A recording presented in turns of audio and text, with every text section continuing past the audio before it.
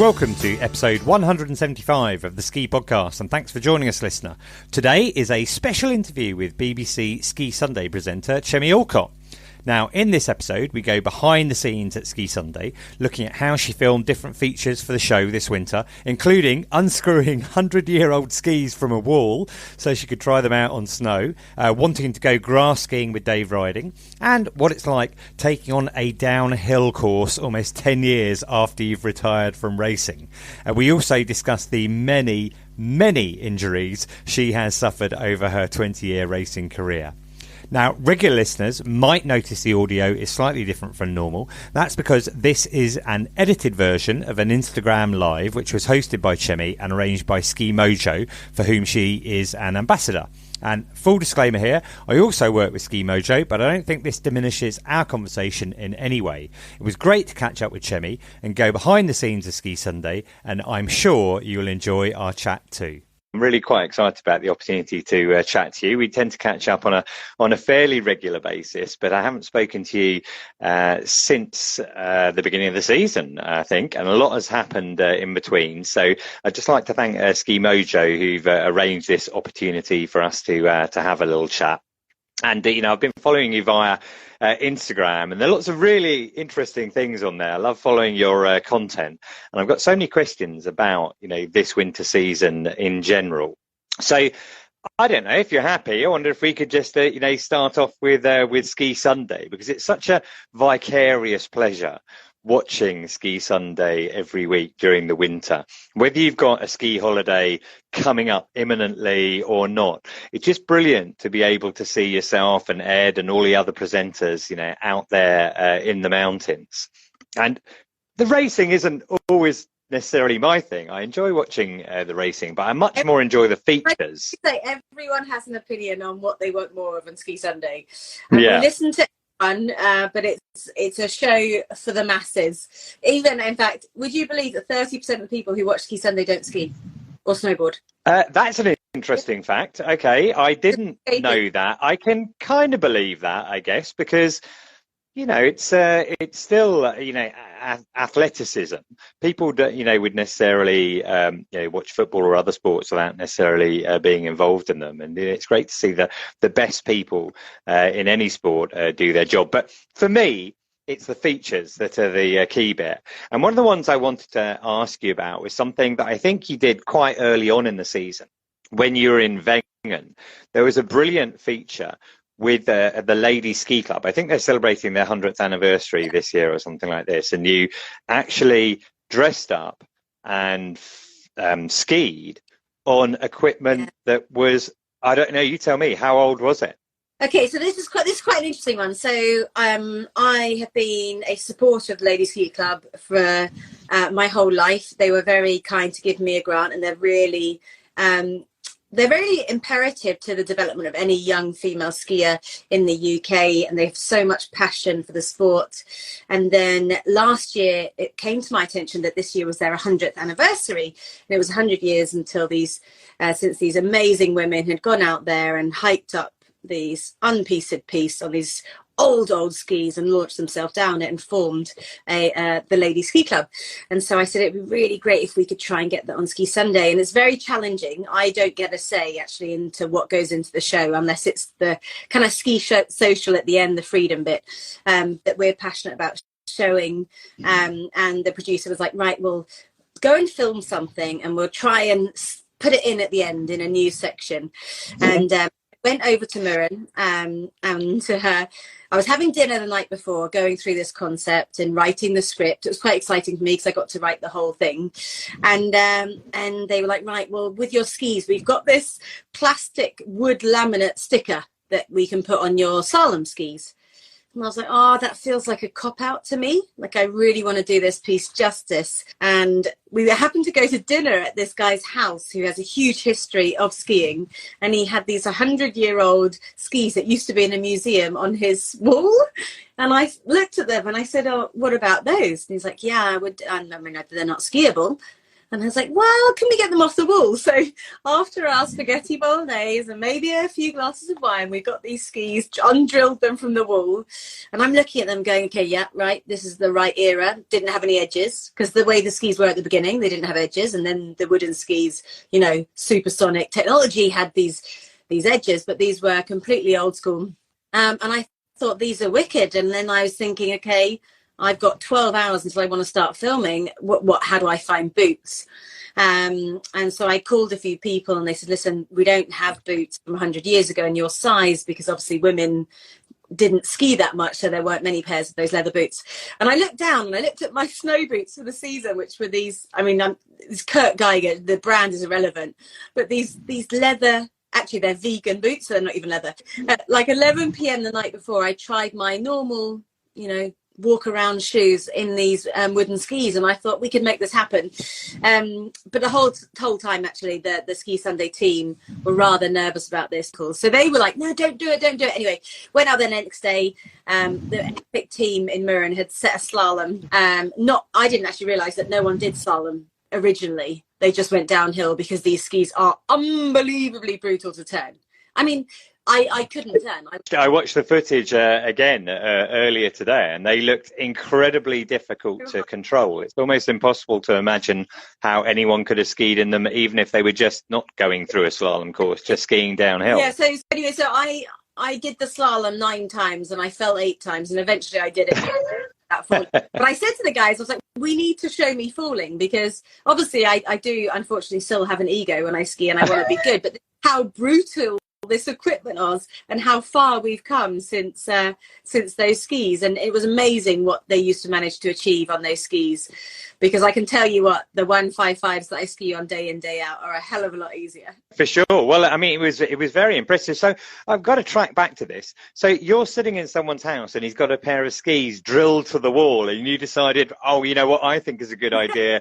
I'm going to go and ski on those in a couple of days' time. I'll tell you what, he was very nervous when he watched me the next day, thinking that if I got hurt, it would be all his fault. But yeah, I mean, you've got to do it. You've got to do it properly, I think. And I wanted to do it justice, and I didn't want to just fake it with my normal skis. That wouldn't have been real for me. And the ladies ski club were incredible and supportive, and they had all these outfits, and yeah, it was amazing. And it's a tiny voice that I can give to an incredible team and club. It really was really enjoyable to watch, and you know, for anyone who's with us just now, you can actually find it on Chemmy's Instagram feed and watch that whole section there. And I found that quite interesting. So you don't choose the editorial features; you might suggest a few. They get decided, you know, at a production level. So, I mean, the good news is that we are an incredibly strong place in terms of passionate people who are involved in winter sports in the UK. So, yes, Ed and I present it, but we've got, as you know, Jenny Jones and Amy Fuller and Tim Warwood and Phil and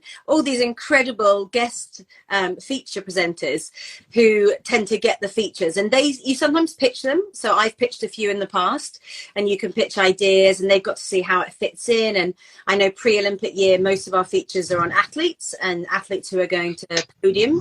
But in between the years, we get to find incredible people who are out there in the mountains doing incredible things. So, yeah, we do propose a few stories. Like I got to do the Inferno a few years ago, and that was something that I pushed for. Every year I try and find a crazy event on snow. So if anyone knows any of those, I'm trying to look for like teamwork ones and inclusivity ones where you've got every kind of body of athlete. I think that would be a really fun one to do. So yeah, you can pitch them, but the big bosses are the ones who approve it. Okay, well, that one was brilliant. Another one that I really enjoyed, and I thought that the timing was so good, because you obviously filmed it in the summer and you met up with Dave Ryding, and I was in Kitzbuhel, and I think it was possibly when he was having a lift being named after him or something like that. And I really enjoyed that feature because you went to the top of the course where subsequently he got another podium and did a run through kind of on the course, and it was really entertaining to watch, but obviously perfect because he managed to perform so well again on that particular course. So was that just luck? Was that another one of your ideas? Kitzbuhel is very special for Dave, and we were there for the unveiling of his gondola, which was amazing.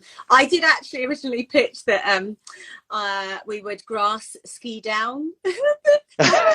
Right. And that got shut down by Dave very quickly. I imagine his agent probably, wouldn't have been very interested in that either, right?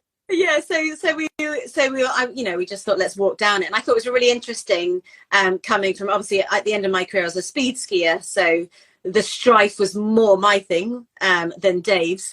But Dave brought so much humour to it, and the guy very well, but chose tech because his strength is there. So it was great to hear all his comedy. And I thought, doing an interview with athletes like that who are so talented but also so focused in the winter, in the summertime, you get a different edge to them. He was so relaxed. He hadn't had his daughter yet, so it was all before everything had kicked off in the last year for him. And it was great. I think it's really important to show people's personalities, especially ski racers' personalities, because they are wearing, all of this goggles and helmets, and you're so covered. It's like, right, who is the person behind the mask? Because they have such incredibly unique personalities. I mean, there are sports where you can look at where there is a personality trait for the elite world class, but in ski racing you get some absolute nutters. You get some musicians. You get some guys who go out there and play golf every time they have a day off for relaxing themselves. You get guys like Dave who are obsessed with fancy football. You get every type of character. And I think now, working on the other side of the sport, it's my job to expose that and show that uniqueness that they all have. Yeah, well, it worked really well in terms of getting his personality over.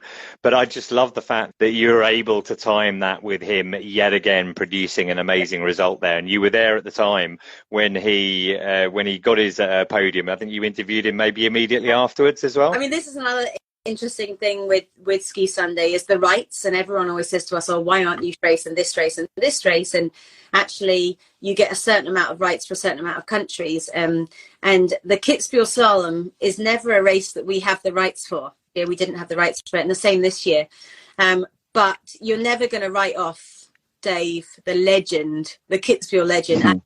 You always have to be on your toes, ready. And obviously I'm his friend, but I'm also a massive fan. So when we finished the show on the Saturday after the downhill, and we're still there on the Sunday, I go to watch him, and then all the text messages in the WhatsApp group go wild, and I'm like, guys, you got to be here, it's happening again, he's doing got to show this. And it's lovely to be there in such a role as a fan, but then be able to share that with other people. Well, it was great to watch, and I believe is he the oldest person to win a slalom World Cup race, or the oldest person to podium? He's certainly, we'd consider him to be a veteran racer at this time. Yeah, you've got the Johan Clary, who's 42 and still, he's just retired actually last week. But I think that's what's so exciting about ski racing is that Dave, I mean, his age is irrelevant. He does talk about it all the time, and he cracks the jokes calling himself an old man, but his body is holding up really well. He has so much passion for it, and his technique is incredible. So, everyone always says to me, when will he be done? And I'm like, well, why would he be done? Like, ignore age. We all develop at different stages, and he did get into the sport later. So actually, although he's 36, he's actually only 26 because most people started 10 years before it. I like that theory, and I know that he's obviously super fit because I follow, I've interviewed him a few times, and I know that he and the team often do Parkrun when they're back in the UK, and he can pull out a very fast, I think it's a sub-18 Parkrun, which is a very fast time. So, this is not just the skills of skiing slalom. I mean, Dave is ridiculously competitive, and actually that whole slalom team, I think that's what works so well for them, because they compete on the hill for coffees. You've probably seen them talk about it. And I'm actually quite interested to get in touch with them now and see who's winning that the bets on the coffees. But they do it on everything. They do it working out. They do it when they stay in Saas-Fee in the summers. They do this crazy, horrendous, like maximum capacity work in the gym in their free weights, and then they have to run up one side of the mountain and get the gondola down, and it is brutally steep, but you just see how far they're willing to push themselves. And actually Tristan Glass Davies and Alan Baxter and Jai, the whole team are super fit. So the coaches also compete with the athletes, and it's just that healthy, competitive environment. Hi listener, Ian here. Just jumping in to let you know at this point, Chemmy jumped off on a slight tangent to answer a question that was asked live about ski joering as a possible feature for Ski Sunday. Whoever wrote that, they tried to propose doing that with Corinne Suter next winter. So Corinne Suter, I think she was silver medalist in the World Championships this year, incredible Swiss skier. Her other passion is horse riding.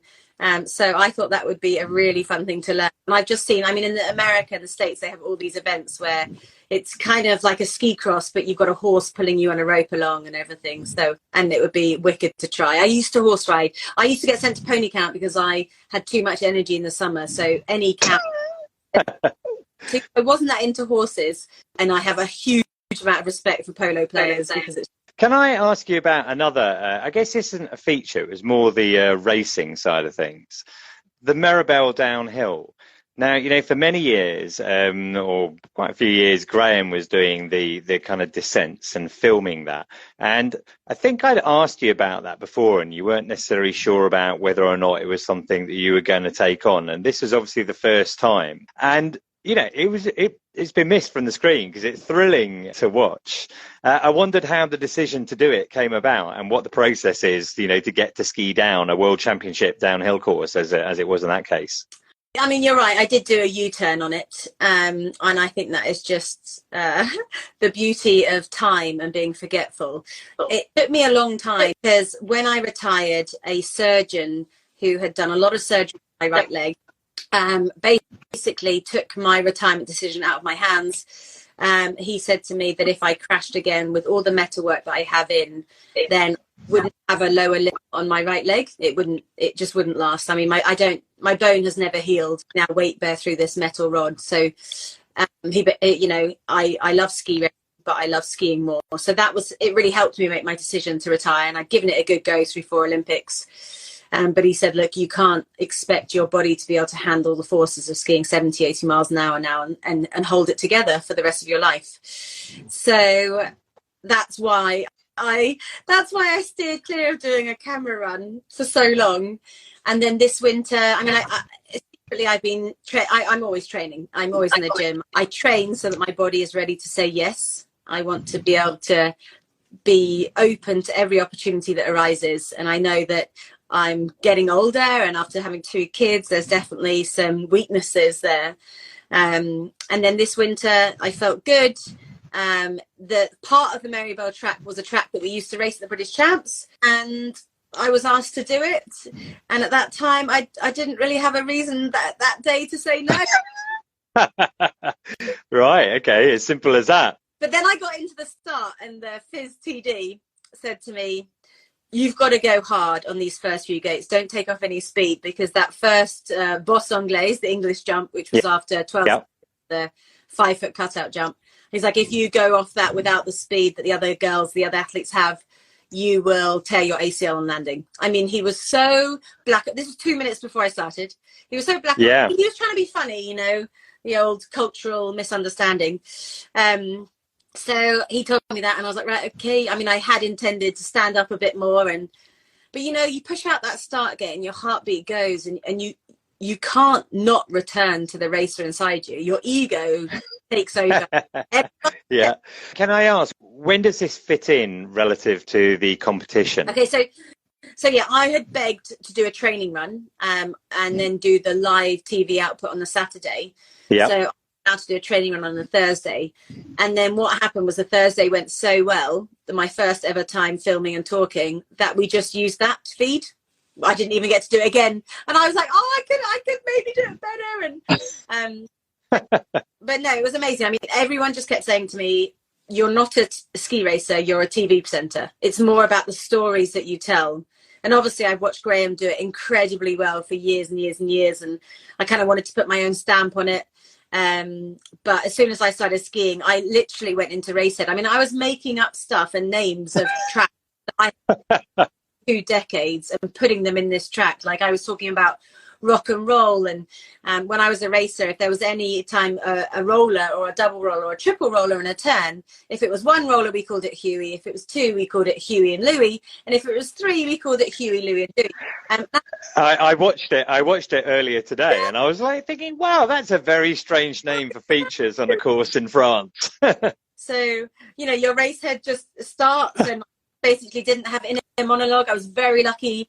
You watched it today. You said I was very lucky to not swear as I came, because I'd watched a few of the girls in the training run ski two round there. And I was like, I know that you have to go straight. I know it's blind, but you have to go straight. So I was basically just, talking what my brain was saying. So my brain was saying, right, and this is some way where you've really got to go straight. You've got to have the confidence and the commitment to go straight. Anyway, I came over way too straight and my brain went expletives. And I went, oh, that was too straight. But luckily. Yeah, I remember that bit. Yeah, exactly. And how, just kind of specifically, kind of interesting to know how the cameras work, because you've got at least 2, maybe 3 cameras. I mean, how many are there? Yeah, so we also changed that, because Graham did it so well, I didn't want to do it exactly the same as Graham. And in Wengen, I decided that I might be able to do this camera run. And so I got the long skis out, which I haven't skied on forever. The 220s they're not the most fun ski. They're the fast ski. You can't go slow on them. It's not like I could do my pieces to camera normally on Ski Sunday on a 220, because Zoid, the cameraman who's snowboarding, he'd be left in the dust. So I do use the slalom time. So I got these skis out and I thought, right, I want to use these. And I went to Central Sport in Wengen, and there's an incredible creative snowboard technician there, and Ed knew him. And I said, hey, Steve, could you help me make a really cool mount for the front of my ski so that I can put a front-facing mount on my tip? Because normally when you do that, the vision's quite blurry and it vibrates. But actually what's happened with the cameras the last few years, they've got that internalized stabilizer. So he made this amazing mount for the front of my ski, which was great, actually, because I'm normally better in the air on one ski than another to get its contact. So I put it on my weak leg, and it meant that it weighed the tip down and my jumping was better. Okay. So I had one on my top, which my brother-in-law lent me on the morning of it, actually. Thank you, Mike. So that was facing forward. Then I had one, I undrilled the screw on top of my pole there, and then I had a forward facing one, which was good, but I actually tucked way more than I thought I would, so we had to use the other cameras a lot in those shots because I was gotcha. And you had a microphone as well? Yeah, I had a microphone inside my buff, right, because the sound was very good. I mean, I guess it's a BBC, right? Maybe you'd expect the sound to be good, but you're traveling quite fast. I was actually really relieved the sound was good, because when I get nervous, and the last time this happened, this extreme nerves, was when I did Dancing on Ice, and I get this really dry mouth. It doesn't matter how much water I've had. I think lots of people get it. And so as I was skiing down, going whatever 60, 70 miles an hour, trying to talk, my mouth was sticking together because it was so dry. So I kept having to try and pull it out. And I was thinking, people are going to think I'm very strange watching this. But will we see more downhill run throughs from you then as we go into next season? Now you've taken it on and done it, and maybe it wasn't so bad. Do you think there'll be other ones, or was it specifically because you'd skied that course before? It was Meribel, you knew it pretty well, and therefore it wasn't that same type of challenge? I'm not sure. I know that it was very popular, and I think it's also really important to see people getting out of their comfort zone who are on TV. There's so often I'm doing things that I can do every single day, which isn't that relatable, because everyone gets scared every day. So actually to go out there and do something that I'm scared of, and put that through words and through sport on television, and people to share that with me, because it's not normal going 70 miles an hour down the mountain, is that I do want to do again. And I will always, I'll always accept my fear and talk about my fear and embrace it, because I think it's part of getting out your comfort zone and growing as a person and as a TV presenter. So yes, I do really want to do them. Yeah, good. Well, I look forward to that. But I mean, you mentioned that one of the reasons that maybe you hadn't considered it before is because you have had, you've had advice that maybe you shouldn't be skiing that fast, and you've had a lot of injuries over your career. I mean, I know you probably had a 20-year racing career in total, 4 Winter Olympics in there. I mean, one of the reasons we're chatting today is because it's been arranged by Ski Mojo, and we'll come on to the Ski Mojo in a minute. But that has helped you. I wondered if you could even remember reeling off the various injuries that you have had during your career. Okay, so I always start at the top, because my injuries at the top of my body are quite strange. But I dislocated my jaw at World Juniors. There was a gate that wasn't screwed in the whole way, and I fell inside on these death cookies, which I know everyone knows, those horrible cookies you get when the snow's, and dislocated my jaw on the bottom of that. And thankfully there was a French doctor there who put it back in. So I had years of physiotherapy inside my mouth, which is the worst. That and your psoas are the worst things to have physio on. And so that's my, from the top down, that's my first one. I'm also deaf in my right ear, which a lot of people don't know, which is why Ed always stands on my left. This is good inside info. Normally, working on a mountain, and you're smaller, you'd stand on the side that's taller so that it's easier for the cameraman to film. I often make it quite difficult because I always have to stand on the right so that I can hear Ed. I do, but I don't wear it because I can hear too much with my hearing aid. I've got like supersonic hearing with my hearing aid because I learnt to hear through my teenage years and develop my left side much better. So now when I put my hearing aid in, I can literally hear people's conversations 3 tables away, and I feel like I'm being quite intrusive. So I'm deaf in my right ear. I've got that jaw issue. I broke my neck, which is widely publicised. Evan, my neck is fused together. So I have the fused bone. I've got a nodule on the back of my neck. Then I broke my back just before my Olympics in Salt Lake City in Mount Hutt off a jump. In the start of training with boys, I was quite feisty. I wanted to show them that girls could do it all. So I said, they were worried about this jump. No one had hit it before. And so I said I would go first, and I was the dummy. And it didn't work out very well. I got the wind caught under my skis and landed straight in my... And I was very lucky I was wearing a back protector. So I got flown to Christchurch Airport that time. And then my ribs, I broke my ribs. Actually, I had broken ribs at the Vancouver Olympics.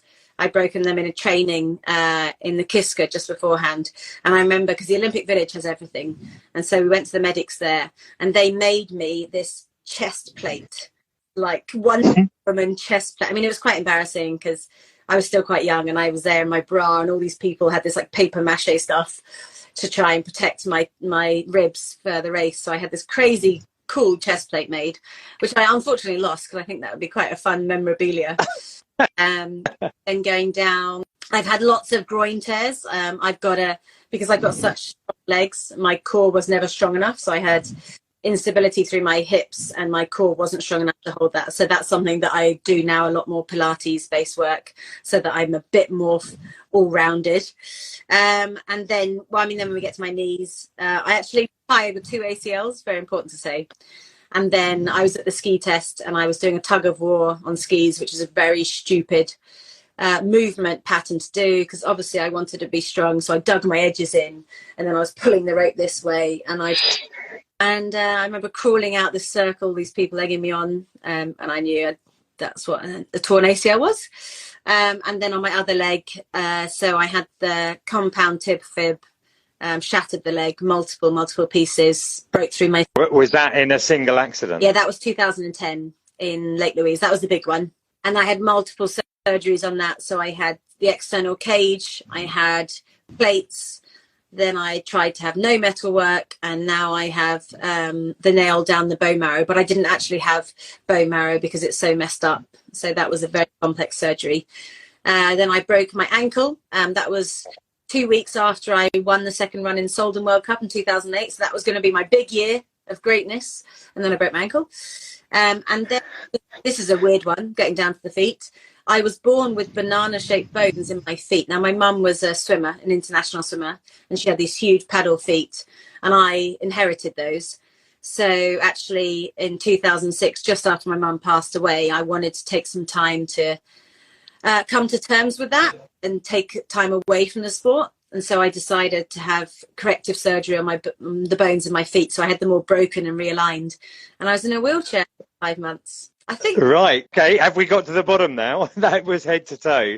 I mean, in my mind, I have this picture of a skeleton with lots of little marks on it. And there's not much left, as far as I can remember, that hasn't been kind of damaged at some point. I wonder if you could tell me then how you came across the Ski Mojo and how that has helped you then, given the various injuries that you've mentioned. So I think since 2010, I had lower limb knee problems. So I was constantly testing braces. So for a lot of my career, I was trying knee braces left, right and centre, trying taping. And I never was comfortable when I wore a knee brace or taping. I've got a really sensitive touch to what my body's doing. I guess that helped me a lot during my career. But it means that if I had tape on one side of my body, or if I had something going on, if my sock was tighter on one side, or if I had a knee brace on, what it did was it had a crazy fast connection to my brain to tell me that I was injured that side and that I should back off that leg. So I compensated all the time when I had asymmetric support, I call it. So even I remember when I was a kid, I had tendonitis and I used to tape my patellar tendon, and I used to have to do it on both knees because otherwise I would back off that knee. And I think a lot of people have this, but they just go through it. But I'm so sensitive and in tune with my body that I need that symmetry, that pendulum motion. So as soon as I found out about the Ski Mojo, I wrote to them and I was like, look, I need this. I need something that supports my skeletal equally, so that I can move through my injuries and assist the power that I've lacked, but on a both leg basis. And it was it was night and day. I've never worn a knee brace since. And just in case people who are listening to us chatting right now don't know, then do you want to explain how it's different from a regular ski brace? Yeah, so obviously knee braces, you wear them on one leg, and they are there to just really quite severely hold an injury in place. That's their role, is to kind of block the movement. Whereas the Ski Mojo, it's an external fixation that you wear on the side of your leg. And it's got these hydraulic springs on the side that you can change how much assistance you want. So it can take up to 70% of the weight you have in your lower body away. So if you're a really good skier, but you haven't had time to train before your ski holiday and you want to ski all day, every day, it can really help with that endurance. Equally, if you have pain, you can tune it up so that it takes all the resistance and the pain that you have through your knees away. It literally becomes your knees, this suspension on the side. And then the other thing that a lot of people don't realize is performance-wise, it's fantastic too. So quite a lot of injuries happen when people get tired. They drop their hip throughout the turn, especially because the skis now are so powerful and they give you so much whiplash. You know, we're always talking about that slingshot that so when you come out the turn, you want to feel the power, but it's very hard to harness the power and stay on top of it. So that's why you see a lot of people have a eureka moment and make one great turn, but they can't make that consistency to do two or three because they get back at the back seat. And you'll all have done a wheelie, like everyone's got pulled back on the tails. And it's because the power and gravity pulling your hip backwards at the end of the turn is strong. So you have to really be able to keep your hip on top of your knees, moving forward to try and keep that speed coming with you. And what the Ski Mojo doesn't allow you to do, it doesn't allow your hip to drop back. It really, at the end of the turn, it propels you forward and it really helps you work the front of the ski. So not only is it fast, it's also very safe. It's a much safer place to be in on the front of your ski. I mean, I have tried it myself. I used it in Saas-Fee in the summer a few years ago. And at the time, I was coming back from a bit of a patellar tendonitis in my knee from some of the running that I'd done. And I was amazed how much difference it made. So for me, when people ask me what it is, it's like having a power assisted bike. I mean, everyone's tried electric bikes now. I use an electric bike to take my boys to school because I've got this, you know, it's not a cage, but I've got a bucket on the front and I weigh 45 kilos. And so even though I don't live in a very hilly area, I have a power assisted bike and it just makes it easier and efficient, and I can go longer on the bike. And that's kind of the same thing with the Ski Mojo. I wear it underneath my trousers. Well, actually, I've got special trousers. I've got tight trousers now. I've got two looks that I go for, Ian. I either go for a jacket and tight trousers, or the other way round. And so yeah, I wear it on top or underneath. But what I love about Ski Mojo is the community. So anytime you see another person with a Ski Mojo, you just gravitate towards them to share your experience. And I think that is, it's kind of like, I remember when you were growing up, what was that car that if you had, was it a yellow MG, you like waved each other? There was a, you know, they're a clan, they're a group, they stick together. I feel like that with the Ski Mojo on the mountain. You know, you see someone wearing and you want to know their story. Some of them are because they're getting older and they're not so fit and they miss skiing and it's just changed their lives. They can still do something they're really passionate about. Others are they wanted to fast track back from injury. When we're talking about injury, it's really important that you do seek professional advice. Obviously, I'm talking about my personal experiences with Ski Mojo, but very important that if you are considering it, you talk to your physios and your team to see if it's right for you. For sure. It's interesting you said, you know, people see you wearing it, you know, on the continent. The sales are really, really strong. I was reading an article the other day about the number of people buying them in France now. And I think you've seen these photos. They've got some different designs in leopard skin and have you seen those? Oh my gosh, very jealous about that. And I think that's a really clever idea because it's going to encourage people to be more likely to wear them on the outside because they look quite cool. Yeah. And that's just going to increase awareness of the Mojo in itself and kind of normalize it, like you were saying there. Certainly, you know, everyone who I've come across who's used it is very evangelical about it. You know, they're completely, haven't met anyone where they haven't said that it has kind of worked for them. So, you know, so that's really interesting to hear. And, you know, in general, it's great to know that it's helping to extend, you know, your skiing career, and hopefully it will help you perhaps go down some more of the downhill runs on Ski Sunday next winter as well. Yeah, thanks, Ian. Yeah, no, I think wearing the Ski Mojo, it would almost feel like I was cheating on the way down because I'd definitely be able to talk without breaking a sweat if I did a downhill on the way down with that. But no, it's fantastic. And I think that one thing I've learned throughout my career and having lived with pain for 10 years every single day and been pill popping to get rid of that pain, an athlete in the race situation, I can't remember a day I raced without painkillers and dulling the senses because of the pain that I had. And then when I retired, I realized that is really something that we shouldn't do. We shouldn't live with pain. We shouldn't have to perform through pain. And I'm very passionate about pain management. And for me, Ski Mojo is great for that. I do want to say that you can try them at Hemel. There are places like people are like, oh gosh, they're an expensive piece of kit because they are so good and they're very, very technical. But when you think about all the expenses that you're putting into your ski holiday, if it makes you be able to ski double the amount of time, it's 100% worth it. You're working so hard to make that ski holiday happen, so make sure you can get the most out of it. And you can try them in the snow domes, you can test them and see how great they are and see if they suit you too. Yeah, there's actually a blog post on their site where someone wrote in and they calculated the amount of skiing time that they did before they had the Mojo and the amount of skiing time that they did afterwards, and worked out that they earned back the cost of the Mojo in relation to the cost per hour skiing just on one holiday. Yeah. Because lift passes are quite expensive. If you're not actually spending your time on the mountain, then you're not really getting anything out of it. So at this point, we turn to some questions from people who tuned in for the Instagram Live. And the first one was about whether Ski Sunday could feature ski resorts in the summer as well as in the winter. I think it's incredible. It's what's necessary for the ski industry now is to make the resorts a destination in the summer as well, because we know that with the winters becoming more challenging, in order for them to still be there in the winter, they've got to be able to monetize their summer. So I think that is a really great feature. All I can think of is in Whistler and those crazy gnarly jumps that they go on the bike. So I'm not going to do that one. not that one. But there's plenty, so many options in the Alps in the summer.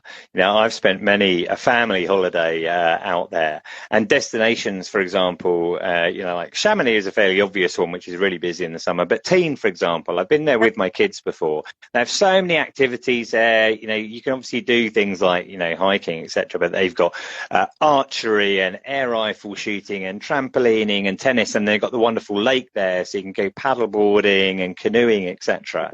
And you're right, the resorts are looking to bring people in and make themselves a four-season destination. Yeah.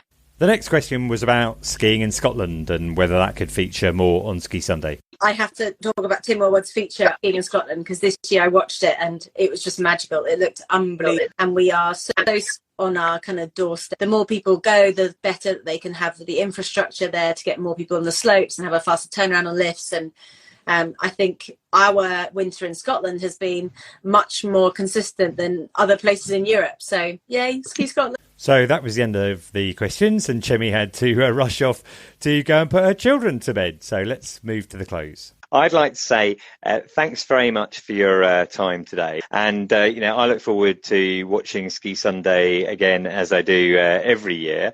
And hopefully we'll have the opportunity to catch up before the autumn. Thanks very much, Chemmy. And I look forward to seeing you again next time. Bye, everyone. Well, I really enjoyed my chat with Chemmy, and hopefully you did too. Don't forget, there are over 170 episodes of the Ski Podcast to catch up with, and I just had a quick look, and 118 were listened to in the last week. So don't forget to subscribe, and you won't miss a single episode. Now, you can follow me at Skipedia, and the podcast at the Ski Podcast, and Chemmy at Chemmy Ski. I'd like to thank Chemmy for her time, and finally, listener, thank you for joining us, and until next time, goodbye.